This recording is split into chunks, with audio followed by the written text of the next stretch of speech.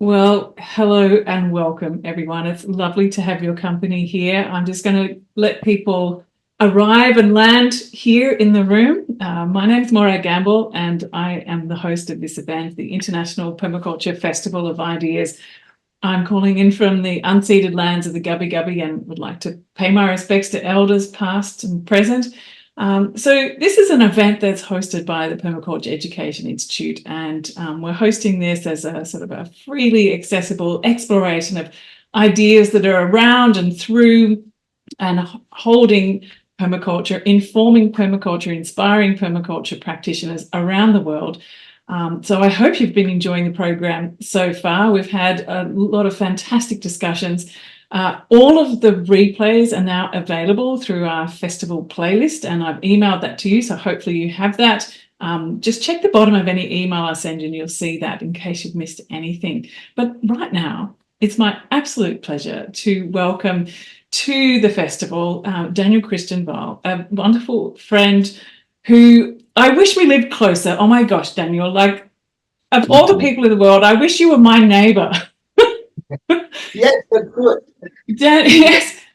So Daniel and I live about as far as we possibly could live away from. He's on a very small island called Majorca, and I'm on a very big island on the other side of the planet, Australia, actually in a place called Crystal Waters, a permaculture village, and surrounded here by my food forest. I know that, Daniel, you're also working on cultivating, tending, bringing to life a food forest where you are now. But before we dive into all of that, I should just introduce you a little bit more. Hopefully you've all read Daniel's bio, but Daniel is an acclaimed writer. His book, Designing Resilient Cultures, how many languages has it been translated to now, Daniel? Designing Regenerative Cultures. Designing, what did I say? Resilient. Well, I've got lots of words in front of me. It jumped into my brain. I'm so sorry. I know what it's called. It's now coming out in 10 languages is already translated. The 10th is coming out at the end of this month, and then there's another 3 in the making already. So it's pretty amazing in 8 years. Yeah. And so Daniel is highly sought after, speak around the world on this topic, has won an RSA award and is a Volent Fellow. And you now have a whole new program too that's emerging too that I hear and I'd love to hear more about. Maybe just in case anyone hasn't actually had a chance to read your brilliant book, and I highly recommend anyone do, is there a way of just summarizing the premise of what this book is about for people? Coming home to who we really are in relationship to each other and a living planet, and how we so far in our technological spaces have come up with some ideas how we could do that, but how that's not enough. And there are 250 questions in the book, which I put there because I don't think solutions are the answer, but questions might just be something that we can hand from one generation to the next or from one place to the next, to then invite people in a specific time, in a specific place, to ask these questions themselves and make sense with them in order to re-inhabit appropriately. Thank you. Before we dive into the conversation around this place-based questioning and exploration, just as a little bit of a sort of a background, a context for people, I wonder, so we have lots of sort of threads of connection from Ecovillage to education to I work in Schumacher College. How did you find your way into that space in the beginning? What was that? What was the spark that made you curious to explore that way of knowing and way of being? I don't think I ever lost that connection that we all have as children. And rather than letting myself be normed by education,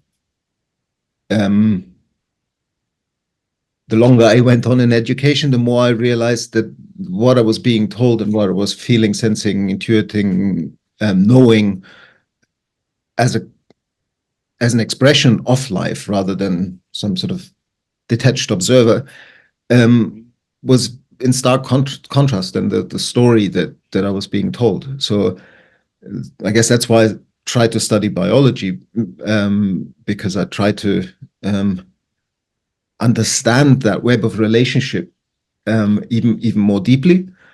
And inspired by a love for Goethe and Humboldt, the kind of natural philosophers that came out of Germany in the Romantic era, and then realizing how fundamentally violent a statistics-based cut into little observable data chunks that can be analyzed to get a p-value actually is. Like, I spent 3 months watching northern elephant seals in Año Nuevo State Park in California during the breeding season, and being there really close up when they were born, when they were suckled, when the males were fighting, mating, the whole drama of living, and to then see what I was actually allowed to write a paper on at the end of those 3 months was like, no way am I going to spend the rest of my life being shackled into a limited perspective on the world that claims to be the only valid one. That's one vignette. So I've never stopped. I think we've all got it in us, and I think spent 2 weeks in a garden helping somebody grow something, and you're back there. Like, Yeah. it doesn't take long for a human being to actually feel that connection. Yeah. It's incredibly powerful. Just what you just said then, spend 2 weeks in a garden. And you're spending a lot more time these days in gardens. And I'm aware that the light is just, which one am I having to close? This one. Yeah. Okay. Because the garden is behind me. I just saw the garden. It looks beautiful. But unfortunately, the light is coming in. Yeah. So can you tell us a bit about where you are now and your food forest project and how that came to be? Right. How it came to be. I always feel like I have to just admit it came to be because of enormous amount of privilege. Because I live on Majorca, I'm stewarding not much, but like little under 2 acres of land. And I couldn't do that if my father hadn't worked all his life really hard and given me the money to be able to buy this piece of land. But it's the kind of culmination of 25 years of trying to manifest something in my life, which when in 1999 I was living in southern Spain in the Alpujarra and was trying to set up an ecovillage, an environmental education center, trying to get all my friends to come and move there, and the classic dream. I always heard myself say back then, my dream would be to spend 5-6 hours working with the head, internationally connected with like-minded people working on meaning, and 5-6-7 hours working with the hands, being really grounded in a place and deeply connected to the soil and individual living beings, like different trees that you see every day, and when you do your little round and you kind of build relationships. And it was so hard. I moved into an ecovillage, like back then in the Alpujarra, the economics and the social dimension of it all didn't work out after a few years. So I went to Schumacher College and learned some more. But trying to find a place and trying to find that kind of balance in life professionally is incredibly hard in this world. I thought that, okay, I'll move to an ecovillage and I'll become the co-director of Finton College.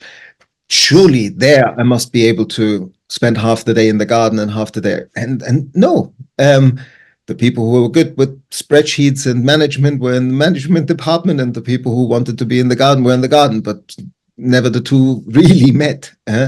And so finally now I have this wonderful, my office is a garden shed. I literally, between Zoom calls and emails, I can walk out there and do anything from 5 minutes to 2 hours of work, and then go back to the computer. And for me, that's been a new thing in the last 3 years. We've only just moved here, and it's been so amazing. Like the healing that I always knew it would bring, to have that close relationship with the land, and the depth of teaching that you get every day. Like, I feel like when it didn't work out back then in the Alpujarra, I started a detour consciously. I remember saying to Alice, like, look, we can go back to something like this, but I probably can't go back into doing a master's in holistic science at Schumacher College in 20 years.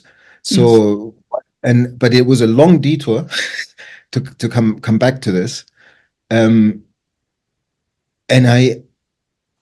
it was a detour into the intellectual space, into learning from amazing mentors that many of us have the same mentors, like Fritjof and all the amazing people that come to Schumacher College. I had the good fortune that John Todd was my PhD supervisor. So like one of the original new alchemists, or David Orr was my external examiner for my PhD. And it was wonderful to learn from these elders and learn from that wisdom, that lineage that goes back to Bucky and Geddes and of course always indigenous people all around the world. And yet coming to this land and working the land every day, learning the rhythms, noting myself that sometimes I get impatient with the land. And like yesterday, I was cutting twigs to make some biochar, and I just wanted the twigs cut, and I had a little fight with this heap of twigs, and then I suddenly realized it's all inside of me. Like, the twigs aren't going to get cut faster than it takes to cut twigs with a pair of secateurs, and so it's such a lesson to just on so many levels, from slowing down, from paying real attention, from going into this space. I mean, you must know it. Everybody who's a permaculturist out there listening must know it. When you're with the land and you go into this space and you just make yourself available, and the land does its thing with you. You like constantly moving things, like you're putting energy into the land, like you're moving things from A to B. You're getting into this flow of knowing that it's not just, oh, I must go get that. Well, I also wanted to do that. So you try to stack functions with every little walk across the land, kind of thing. Yeah, and it's just, I love it, and I think it informs my intellectual advocacy and even business consultancy work. I was going to ask you that. And in what way have you noticed in the last couple of years having this deeply sort of internal experience? How has that shaped what comes out of your mouth when you're teaching and consulting these days?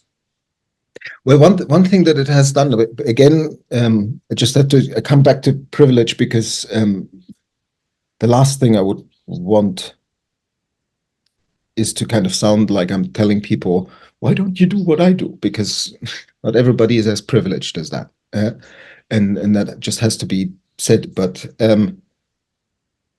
what I found really powerful in the last few years is that I've suddenly moved from living, in Spanish they say a dos velas, like from 1 month to the next, or having a coasting horizon of maybe 2 or 3 months, and then I would have been broke, to then, through the death of my father, having this inheritance and finally having a place, a stability.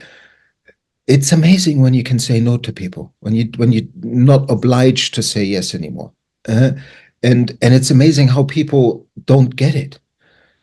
Or how I still get, like now, because the book's out in a few languages, I get fancy invitations from people who can absolutely afford to invite somebody and then support their project if they're that interested in having them come.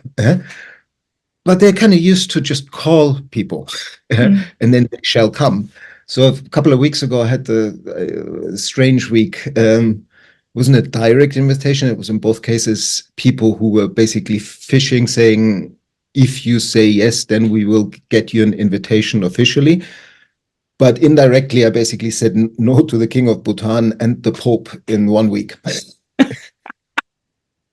because I'm sorry, like I would love to go to Bhutan, but to go briefly to Bhutan, um, to leave the land alone, to leave my daughter alone, to do all that, I also need to be resourced myself. And if the King of Bhutan can't do more than pay my flight from Delhi to Bhutan, which I also learned is the most dangerous flight anywhere, like landing in Bhutan's only international airport is apparently quite an adventure.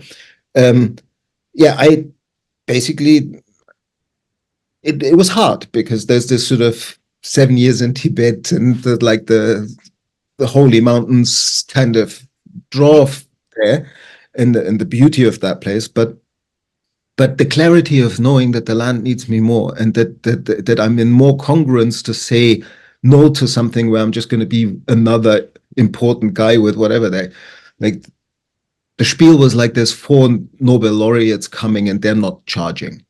So why should we pay you? And I was like, well, maybe they don't need to.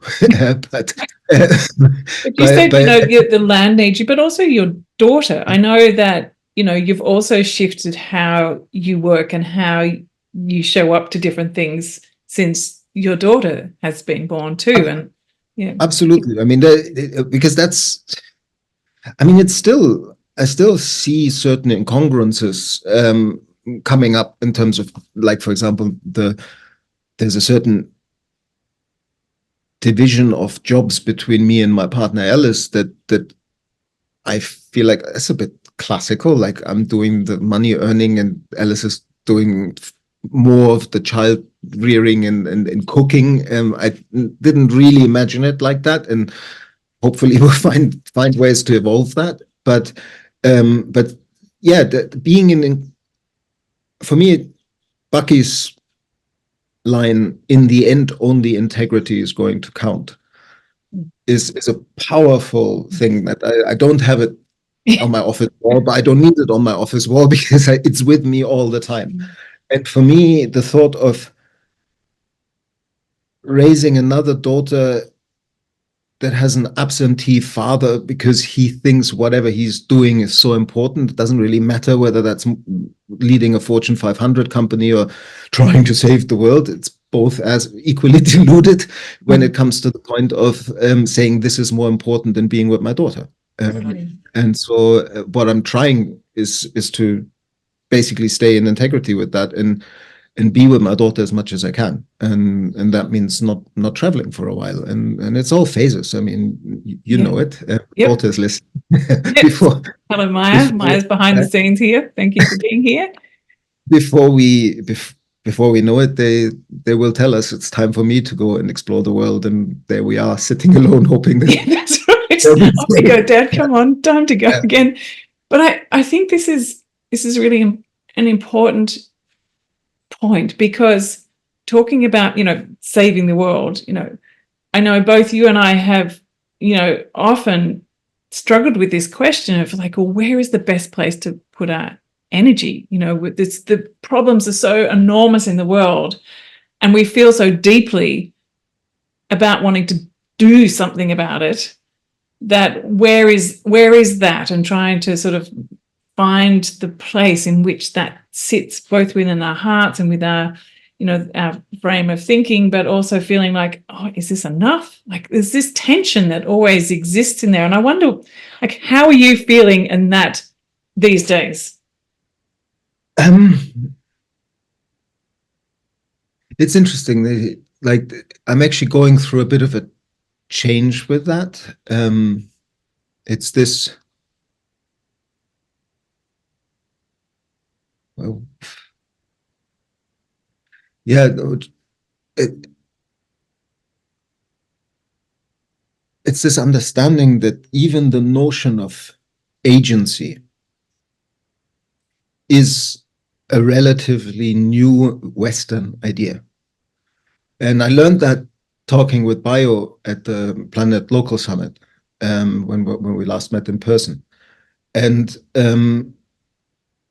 it really made me realize how fundamental the notion of agency and the notion of intentionality. And therefore, like, I have agency, I have intention, I can change things. Permaculture design, it's a design science, it's design philosophy. How do we, all of that is quite Western.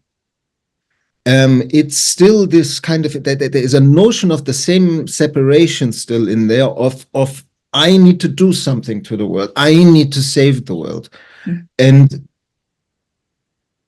we're talking lots about interbeing and interconnectedness and fundamental, it's all one. But if it's all one, then no one thing in it has agency in and of itself by itself. It does, but at the very same time, its very being, how it interacts, is infused by the whole that it comes out of. Like so like, to say it in a simple sentence, like this whole bullshit about change makers, fancying yourself as a change maker. Change is making us. We're not making the change. And particularly now where we have made change, where our agency has been so fundamentally destructive, and our here means a small proportion of humanity, not even 10%, affecting the situation for all of humanity. We need to kind of get the fact that there are now chain reactions in process that we had something to do with, that will come at us so hard and fast, that the notion of change maker and world saver is a little arrogant. and so for me, it's just a tad. So for me, it's this kind of, yes, Bio, absolutely true. Thank you for teaching me that. And then how do we not overswing the pendulum into some sort of thing of, well, it can't do anything. So is it the last leftovers of me of being Western culturally calculated, that or indoctrinated, that I want to save intentionality and agency somehow? Maybe. I think it's both and. I think it's that bizarre relationship that we haven't been taught in school, which is that we are what we're looking at. Like, that's what's in the Vedanta, the seer and the seen are not two. And in that understanding, we're both invited into fundamental humility of knowing that the world is so much larger and so unpredictable and uncontrollable and unmanipulatable that all our best laid plans and designs are flights of fancy. But then at the same time understanding that because we are actually in what we think, say, and do expressions of this living, transforming whole, we're incredibly powerful. There is not a single thing we do that doesn't change the world. So it's dancing with that paradox for me is something that again, like I maybe learned more deeply also from the garden and from being with the land again on a daily basis. Yeah. And so, this is one of those things that I know that many people who are here in this call struggle with on a daily basis. Like, to not wanting to sort of step back and go, well, I'll just go and garden, and feeling that's enough. But at the other time, looking out and thinking there must be more that I can do. And so that tension, I suppose, is something that does stay with us. And one thing we talk a lot about is this, like, maybe the best thing we can do is kind of like very Nora Bateson, like talking about, creating spaces and contexts where we can be hosting conversations that help us to find greater levels of meaning and understandings, and not actually making the change, but adding context to deepen our understanding. But I wanted to get across to our conversation about. Sorry. Briefly, because I think it's really important that because there's so many people out there who are still trapped in the we can do to the world, and technology can do, and AI can do, and my big Tesla company can do, and I'm cleverer than you because I have more money, and everybody believes that, oh, he's got more money and he's sent a rocket into outer space, he must be more clever. Instead of understanding, no, he's just really good at the game within that worldview, and he mistakenly thinking that technology will save us.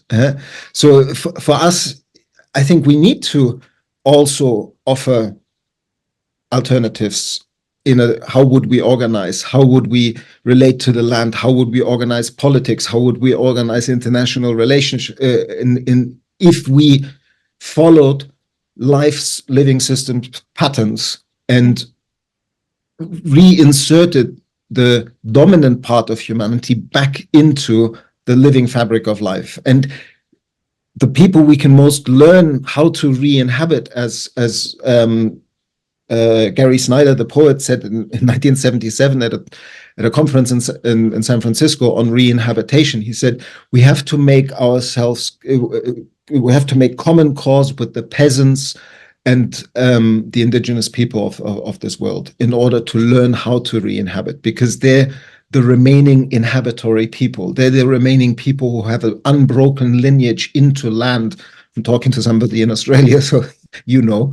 And that is, so I think we need to do both. We need to open up these spaces. Like when I was in my darkest hour of depression, I also felt like, why am I doing any of this? And yes, I did come back to the only thing that is really meaningful is council circles and vision quest and solo time in nature, like the ancient technologies of the sacred that are not done via Zoom to mass audiences, but are done in small groups of 12 people, no more, working deeply for a number of days. And I honor everybody that does this deep work, and I think it's vital. And then there's also the kind of scaffolding of how would we build a much more radically localized and regionalized world, and how can we communicate that to the mainstream and to politics as a real viable alternative, actually the only viable alternative, the only way that we can meet the cascading collapses that are coming at us. And not see them as the end, but see them as the dissolution of structures that no longer serve, in order to use that opportunity for the redesign in the face of all the calamities that are no longer avoidable. Mm-hmm. So I just briefly to also the other question, it's this: how do we do the work in the garden? Pay attention to our neighbors, because that's our immediate resilience community, the people that we can walk to and exchange with. And then how do we pay attention to our bioregion? And how do we do that work in such a way that it supports other people to do the same in their places? And for me, that's coming into that sort of nested scale linking design for resilience and regeneration that is precisely what we now need to do: flip away from the global problems into manifesting local potential. Yeah. And so in a way, rather than sort of designing our way out of a problem, we're actually living into new stories that become visible. And I wonder, what does that look like in your area? Say, for example, where you are in your bioregion. What are some of the characteristics of a kind of a bioregional future that you're imagining in your heart or in your mind? But I mean, first, just to sort of highlight this, very linked to this abstract taking apart worldview that I didn't like when I was, what I mentioned earlier, when I left science originally. The whole approach to creating a sustainable future, sustainable development, has been the whole UN agenda, the whole political conversation, and even the activist conversations. we focus on problems, and we tend to focus on problems in the abstract, in the global, how these problems are kind of generalizable, showing up everywhere, and then we're surprised that when we try to find solutions to these abstract problems, they don't fit into the specificity of place. And really the deeper core of regeneration, which is drawing from indigenous patterns and life's patterns everywhere, is to say there's another way of dealing with complexity. You don't need to keep abstracting and seeing generalizable rules and have the one rule that rules them all. No, you can actually flip it and meet the complexity full on as it shows up with a real face, with a real ecosystem, with a real soil series, with a real rainfall pattern, with a real hydrology, geology, you name it. Yeah? And when you begin to do that journey, stop being siloed in your, I'm an expert in regenerative ag and that's what I do. And you begin to say, no, I need to understand the whole region so I can see how my little piece of the puzzle fits appropriately and what the region actually wants. And so it's that larger conversation of place and region focused, entering into complexity and seeing how all the problems that we name do show up in that place, but they show up with a person and an ecosystem and a specificity. And suddenly by diving into that specificity, you then kind of go, oh, wait a minute, but if we connected that guy with that guy and this lady with those two kids, whoa, magic could happen here. And this guy says, I have all this resource, but nobody wants it. And these people say, I have all these things that I want to do, but I don't have that. And so it's actually just weaving the regenerative web of relationship in place and understanding that regenerative cultures is not some kind of future utopia. It's our core pattern and it's happening everywhere. We are life, and every act of caring, sharing, nurturing, healing is a regenerative act. It's life's regenerative impulse flowing through us, which means that all you have to do when you start this process is to say, where am I at? And where are the people that are doing regenerative things in this region, and pick them up in this world where we've cut everything into small silos. And this person thinks, well, all I do is care for ancient trees in my neighborhood. Put that person into the story of, no, you're caring for this entire bioregion by doing what you're doing. And the lady over here who works with teenagers that dropped out of school is doing the same. And they're not two separate stories. And you're not, well, I'm more of an environmental guy and I'm more of a social guy and I'm more of an economic guy. No, it's all linked, but we need to bring that place-sourced, place-based narrative into the visibility of people in a bioregion. We need to bring the best of science through not the abstracting lens, but the specifying lens. What can science tell us about this place? And through that knowledge, we can fall in love with places again. And once we fall in love with places, we care about them, and you only protect what you care about. Mm-hmm. And then we can step into our healing again, our true capacity, as Lila, who was with you yesterday, this wonderful work that she did for her PhD. We are architects of abundance. We are capable of that. And I think that's our only future, to remember that. Yeah. I think you've really touched on a lot of, touched on people's hearts there, because there was a lot of hearts flowing as reactions. I don't know if you can see that flowing up.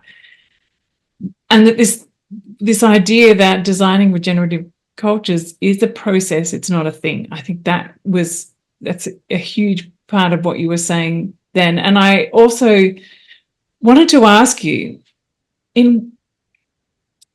how have you started to weave together the person working with the kids or the person? What is that process of connecting that you have found useful in your place? Because we had conversations earlier today, and I know people saying, I feel alone where I am. And, there's probably people everywhere doing things. So what is the kind of invitation that you put out into your community to weave those threads? I mean, for me, because I'm living in a place that I wasn't born in, and it's a place where for 5,000 years, like about 5,000 years ago, the first human beings inhabited these islands. And certainly over the last 3,000 years, these people were faced by people from all around the Mediterranean rim coming in and taking their resources. And so they little, I would call them a slow trust culture when it comes to trusting outsiders. And naturally, they've evolved a very strong protection mechanisms to not letting their culture be completely changed every time a new dominant culture comes in and says these islands are now ours. And so I needed to be very much in a learning mode. I remember doing it the kind of northern western style of giving lots of public talks the first 2 or 3 years, and some like a Majorcan friend of mine took me aside and said, like, look, they won't listen to you unless you've been here for 10 years. So just pipe it down a bit, do your own thing, do a few things that show that you're actually doing what you're talking about in the small, and when you're here for 10 years, then you can start talking a bit more, but be careful, otherwise you'll burn out and you'll leave. And that's why people don't listen, because they've seen so many people come in with lots of ideas, and when it gets tough, because culture change takes time, they leave again. And so it kind of nuances this whole, like, people always are so keen to say, how do we do this bioregional work? And then it's so difficult to say by doing it and learning yourself. There isn't a holy grail pattern of what to do that one can hand down to another, because in some contexts it might work perfectly to have a sort of somewhat strong leadership ego, put out a big website saying we're regenerating this entire bioregion when nothing really has happened yet, but it communicates in a blingy way and people come, and it might actually build and create dynamism. In that precise pattern done here on Majorca would just fly in your face so badly. Like, you don't do that with some sort of blingy promise. And so I find that in all the places that every month there are more initiatives popping up in bioregions where people are starting to look at what would bioregional regeneration look like in this place. And what I've tried to do here is to literally find these stories and begin to connect them in small ways. Yeah. And what I'm now slowly, after 13 years in a territory, I feel, and I'm also like finally managed to sort of set up the frame structure that allows me now to do more of this work of making the system visible to itself. Mm-hmm. For me, I mean, these 3 lessons that I learned at Schumacher College from Brian Goodwin, a good friend of Fritjof Capra's, who set up the Masters in Holistic Science. Brian told me, if you take the lessons that complex dynamic systems are not predictable, not controllable to heart, then the proposition of science and anything shifts from prediction, manipulation, and control, better data, bigger algorithms, more powerful computers, and we can predict, to appropriate participation. Mm-hmm. And so if you can't actually design and manipulate the system to a future state, how do you then participate appropriately, knowing that you can't actually be sure what your actions will? It's not about the outcome or the harvest, it's about the showing up. And so how do you design for positive rather than negative emergence? Like, emergence is banded around as a term a lot, but emergence is simply the property of a complex dynamic systems that isn't in the parts. It's like the whole is more than the sum of its parts. Mm-hmm. Well, it's all that it's more, those are the emergent properties. Mm-hmm. And they can be good or bad. Like right now, climate change is an emergent property from our industrial patterns of the last 250 years and our farming patterns of the last 5,000 years. But if you try to participate appropriately, you pay attention to the scale at which you participate, and you pay attention to the information that flows between people, and you pay attention to the quality of the relationships between people and the quality of the information that flows. And you need to make the system visible to itself. You need to shift the underlying narrative that celebrates diversity and positions everybody in a given territory within a larger, meaningful context that they relate to, because it's a story that comes out of the land, not out of your head or your idea of what they should be doing. So it's a drawing out of place and culture, those things that are there that you can use as the narrative framing to say, look, we're all in this together and we are life of this place, expressing this place.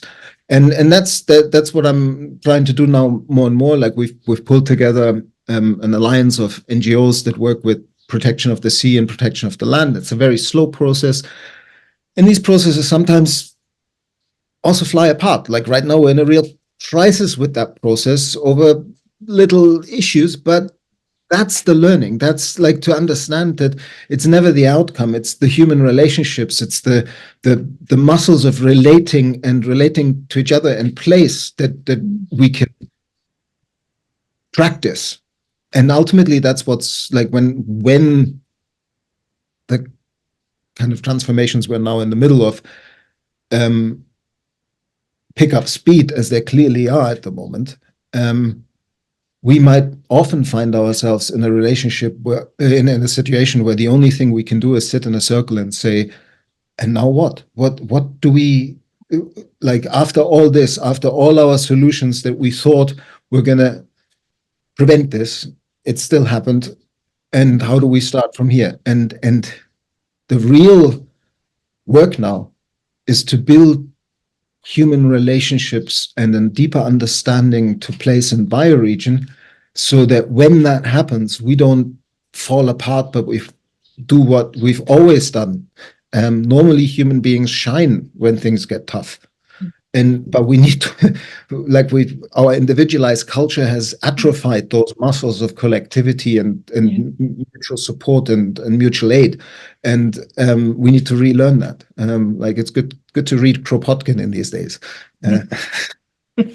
I'm sorry to just go a bit of a sideways question, but I just noticed in the question, what exactly is a bioregion? That's a question that's been asked. I wonder whether you could just do a Bioregion 101 just to answer that question that's come in from Sana Rao.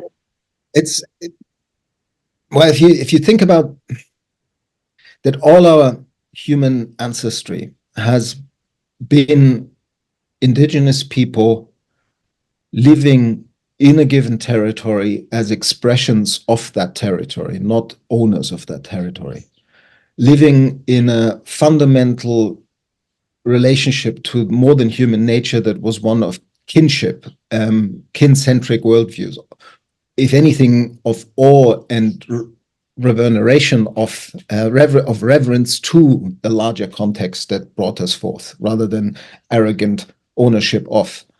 And it's precisely these patterns of inhabiting or dwelling in the land as expressions of land that we need to recreate. And they initially tend, like it's difficult to define a bioregion in the way that we are trained in terms of where are the borders of my bioregion. You're already missing the point, because the borders are somewhat overlapping regions of hydrology, geology, culture, and so on, that then begin to define a territory. That I love Michael Thomas Shaw's statement. I think that's where I learned it. I don't know where it originally came from, that bioregions are both biogeophysical terrains and terrains of consciousness. And that second part, the terrains of consciousness, is really important, because it's not as simple as saying, people often, a very useful first approximation is, where's your nearest river? think of the watershed of your nearest river, and you're close to having some form of idea what your bioregion is. But of course, if you live on the Amazon basin or the Mississippi basin or the Nile Delta, that's a little bit big to consider as one bioregion. It's a biome with sub-bioregions. Yeah. But basically, Yeah.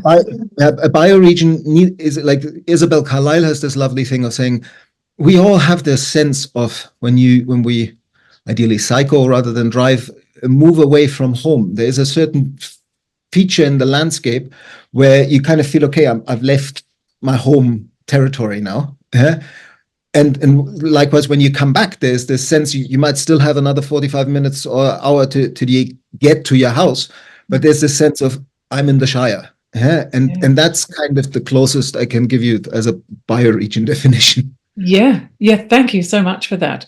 I just wanted to add to that, the definitions as well, and what I sense here in just I'm right on the edge here of Gubbi Gubbi country and Yinabara country, and so traditionally it's kind of the Aboriginal cultures and countries have been sort of somewhat like bioregions, but this edge is really contested, and it's really about working out where the story edges are and how the stories overlap. So it's very much about a storied landscape, and where there's like a container of a set of stories that creates the country and brings the country to life. And so it's really about story is something that I hear as being something that defines what a bioregion is.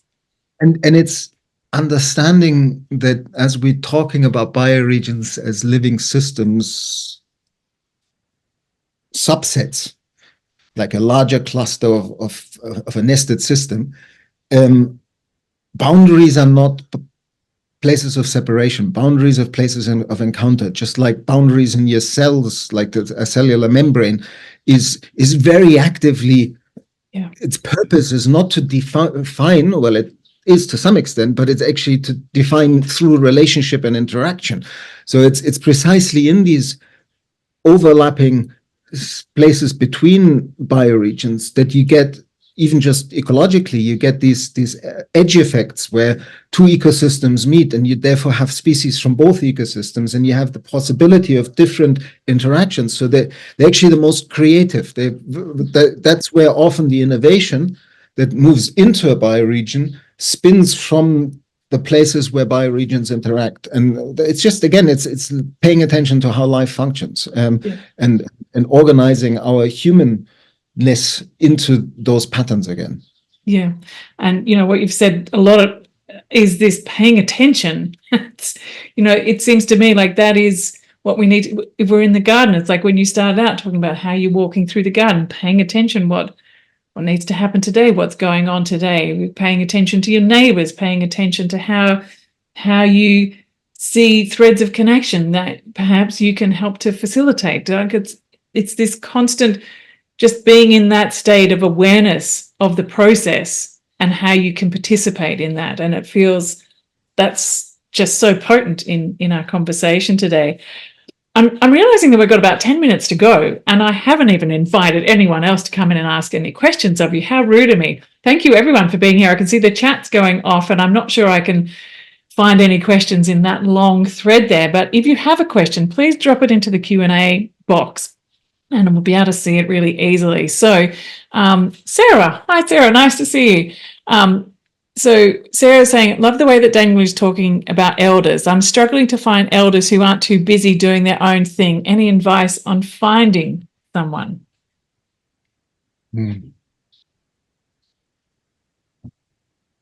Wow, yeah. I mean, again, another privilege of mine has been that I feel like I've had far more than a lifetime's share of mentors. And it's partially because I sought out these watering holes where you can just sit and they just come through over and over and over again, like living 18 months at Schumacher College and cooking with Karl-Henrik Robert and Amory Lovins and Helena Norberg-Hodge and Satish Kumar. It's just it's a human scale. in good Schumacher tradition, that allows to meet elders when their guard is down, in the sense of it's everybody is busy, and if you just sort of send a blind emails, it might just be too much for people to respond to that. Same at Findhorn, like any kind of major eco-village. If you live there for a while, there are elders, and there's more of a culture of learning from elders. I also spent some time at the Center for Alternative Technology, another one of those places, or these networks like the Pioneers, that I also met others. But there's also this, what I'm realizing right now, as I'm moving into an age where I'm suddenly around about the age group of the people that so inspired me when I first came to Schumacher College 20 years ago, is that for about 15 years, 20 years, I had a real attitude of apprenticeship. Like, I really didn't feel like I needed to pipe up and show everybody how much I'd learned already. Well, I was keen and I asked questions and stuff, but I actually allowed these people that I met to hold forth a little bit. And I didn't get triggered by old white males talking at me for an hour and a half, because I actually know that there wasn't just a pattern of I shall react to any old white male talking down at me or talking at me as if they know better. This one actually might know better, so I'm just going to shut up. And if it goes off into a veer and suddenly starts talking about university politics for 45 minutes, and I'm bored out of my head because I really don't get anything out of that, I let him go off on that, because it's part of the tit for tat of learning from an elder, or at least it was for me. And what I'm noticing at the moment is that there's because of this quick social media consumption culture, there's this like, it's difficult to find elders when you don't treat them as elders, and that has a certain respect and a kind of apprentice master relationship that requires eating humble pie and for quite some time, and then you can really learn deeper. And I would say at the same time, it's important to understand when is that point where, like, I remember distinctly that after 15 years of that, I was getting more and more those moments where I would listen and think, and now I could say something that would actually be meaningfully adding to the room, to people listening. And why am I not? Because I'm so, this is an elder. And so there's also that point of inflection when you need to step up and speak your own learning and truth. But I think elders are everywhere if you pay attention. I think what you said about that building that relationship and the trust is a really important one. And I think I just wanted to bring the conversation back to what Lila June Johnston was talking about yesterday, about being in a non-extractive relationship with Indigenous cultures. It kind of feels like maybe similar kind of concept about being in a non-extractive relationship with elders, and she was talking about, how can you show up and be in service, and how can you show up, and like that different way of being in relationship rather than an expectation. So I think maybe what you're talking about is a little bit of like taking time and showing up, and being at the waterholes, drinking together at the waterholes, eating together at the waterholes. And importantly, let's not forget, there are many non-human elders that are ancient, and they have all the time in the world if you make the time to listen to them. So they're not of the type of elders that don't have time for you. Like, you can find wherever you are the closest to a mother tree or a big old ancient tree and sit with that tree, even if it's in the middle of a city park or whatever. And there's something that a kind of elder younger apprenticeship relationship that can happen right there, right then. And I think maybe that kind of relationship then prepares us better to meet the human elders as well. Because it's just as you were speaking, I was just thinking that as well as having an elder tree, or there's something about being in relationship with an ecosystem. And for that, I was imagining the ecosystem of the garden around me and how much that has been, in a way, an elder for me, to understand so many deep lessons from just being in the garden. And even though the ecosystem is an unfolding and emerging one, it has these deep relationships across the planet, and it feels like you become deeply connected through that. So yeah, like an elder being as a tree, or an elder like a system, like being part of this community of life, I suppose. Yeah. I pay a lot more attention to the migratory patterns, since your wonderful story of that bird that comes and sings in that bush in your garden. Yeah. And that is a wonderful way of also finding that deeper connection of when you feel like, oh, maybe I'm too local. There's no such thing as being local, because we're all connected through the migratory species, and so it's paying attention to these patterns. Then suddenly a little blackbird can become an elder teaching something. Indeed, indeed. There is another question here, Tony. How does re-inhabiting the land work if you live in a shiny penthouse or a slum in any megacity? What does it look and feel like, re-inhabiting the land when we don't have connection to land, I guess, is the question. Again, every place, like it, I mean, of course, it's much more difficult, and it might feel very different than doing it in a more verdant place. But again, Goethe's wisdom comes to me, that he said, "He who doesn't see nature everywhere sees her nowhere in the right light." Mm. Wow, that's like, he who doesn't see nature everywhere sees her nowhere in the right light.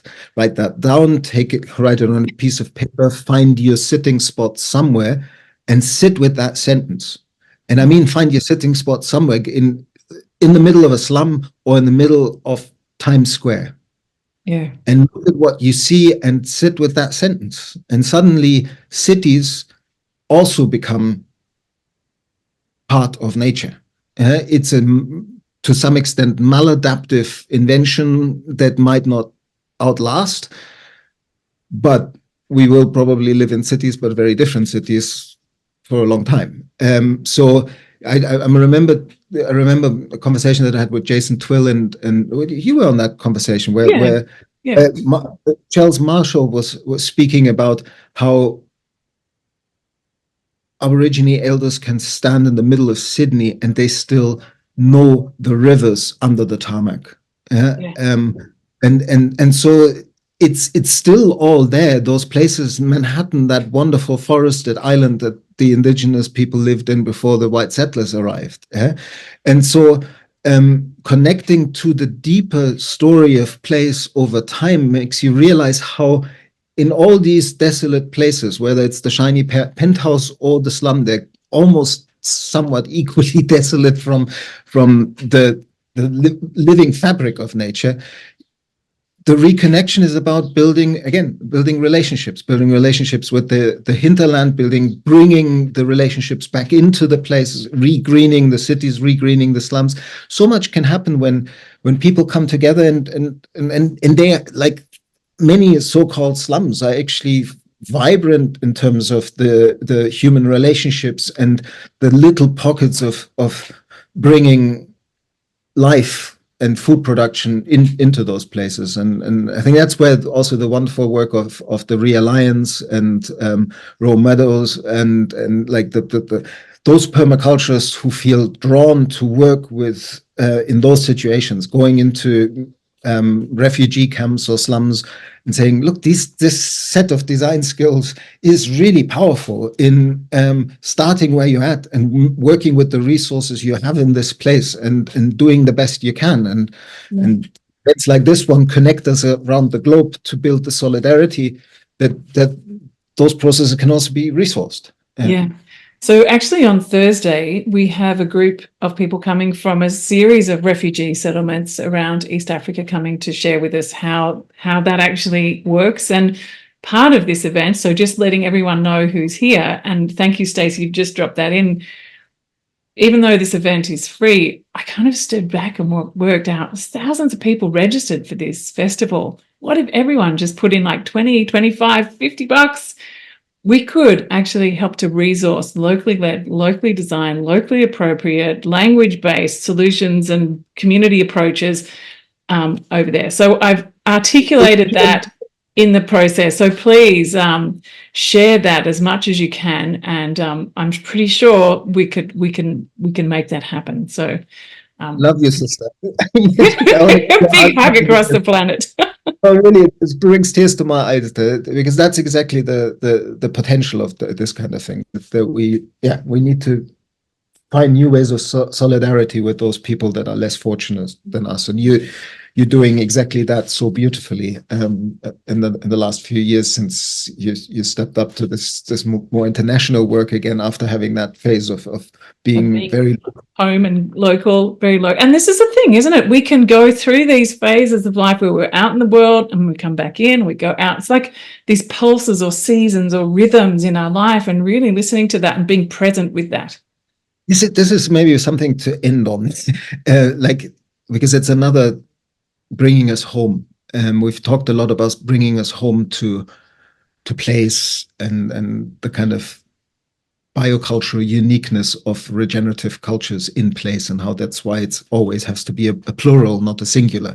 Similarly, permacultures should be in plural, not in singular. Yes, let's do that. Oh gosh, thank you. Been waiting for that moment to click. But the other bit that you were just speaking to is inviting ourselves over and over again when we get frazzled about what we have to do with our lives and what we haven't done yet, and what needs to be done in this crazy world. Remember that it all shifts a little bit when you, like, if you think of it in the linear time thing, it's somehow anxiety producing.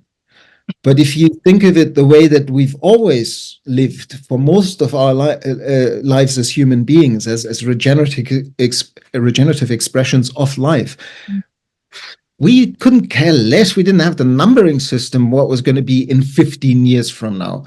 We were just like, well, that's a cycle of the seasons. That's a cycle of the seasons. We might have thought of it in terms of the growing up of our children and stuff to give it another dimension, but the cyclical dimension of time and how that is something to tune into again, it is somehow powerful for change makers, because you work on different chunks, you work with different steps. And the other bit that you also spoke to is this: when you feel like you're not where you would like to be, either why am I not being invited to speak with Morag? I could also, and why is this old guy talking now? There's also a little bit of phases in life. I mean, we do need to have, and you brought lots of amazing younger people in, we need to have that intergenerational dialogue. But like, I'm noticing it right now that I'm a Sagittarius. I love traveling. At the same time, now I'm a farmer and a family father, and I don't travel hardly ever. And I'm realizing this is a phase of life, and to breathe into that and say, okay, even if it takes 10, 15 years, find the gift in that and relax into it. Yeah. Thank you, Daniel. Oh my gosh, I wish I could give you a hug, but a conceptual hug flying around to you around the world. Thank you so much for being here with us today. And this heart's flying out of the screen here, I can see, of gratitude for your sharing today. And thank you, all of you, for being here as part of this. I can see that the chat has just been really rich. Don't forget, you can save save the chat. Anyone who's here, you can save the chat. If you want, click the three dots, press save chat. I will also be saving it and sharing it out with the replay of this. And don't forget that we also have global chat sessions. Look on the program, because at the moment it's Daniel and I mostly chatting, but we have lots of invitations for us to come and be all together to kind of to debrief, to explore different ideas, and to really do a lot of cross-pollination and exploration together. So check out what's going on in the program. What you're doing with this conference is quality of information that flows in the system, quality of relationships between people, and make the system visible to itself. Thank you so much. It's the way, like, it works internationally and it works nationally. That's how we design for positive emergence. Yeah, right. Thank you. It's such a. I'd love being invited to this, and I also love the generosity of how everybody has stepped up and said, "Of course, I'll be there." Yeah. Yes, absolutely. It's just amazing. Absolutely fantastic. So I hope everyone goes away and has either like a morning tea or some fruit or dinner, depending on what time you are. And in about 55 minutes, we will be joined. I'm going to be screening a brilliant film coming out of Sweden called Imprint, and then being joined by the filmmaker in discussion afterwards. So come along to that if you can. The links are in the chat. Actually, it's the same link that you joined for this one. So I look forward to your company there. Thank you, Daniel. Lots of love to you and your beautiful family. Take care, everyone. Bye. Got an idea of things to do, but they'd be 10 times better